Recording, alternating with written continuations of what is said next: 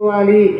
నా తల్లి ఎప్పటికప్పుడు సమాజంలో ఒడిదుడుకులను తెలుసుకుంటూ జీవితంలో జాగ్రత్తగా ముందడుగు వేయాలి, తనకంటూ ఒక మంచి స్థాయిని ఏర్పరచుకోవాలి అని చెప్పి ఈ తల్లి తండ్రి పడే తపనను నువ్వు అర్థం చేసుకుంటావు అని చెప్పి నేను ఆశిస్తున్నాను.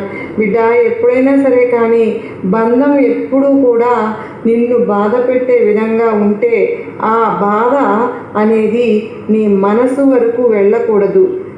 ఎప్పటికప్పుడే మరచిపోవాలి. ఒక బంధం అనేది నిలబడాలి అంటే ఆ బంధంలో ప్రేమ ఎంతో ముఖ్యమైన పాత్రను పోషిస్తూ ఉంటుంది. ఆ బంధంలో నమ్మకం అనేది ప్రధానమైన పాత్రను పోషిస్తూ ఉంటుంది. ఆ బంధంలో ఎప్పుడూ కూడా అవమానం అనేది, అనుమానం అనేది ఉండకూడదు.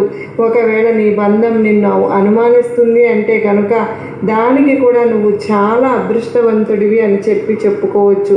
ఎందుకో తెలుసా, ఎక్కడైతే అనుమానం అనేది ఉంటుందో అక్కడ ప్రేమ కూడా ఉంటుంది. కనుక తల్లి, వీటన్నింటినీ కూడా ఒకదానితో ఒకటి ముడిపడి ఉంటాయి తల్లి. అవన్నీ కూడా అర్థం చేసుకుని జీవితంలో ప్రతి కష్టాన్ని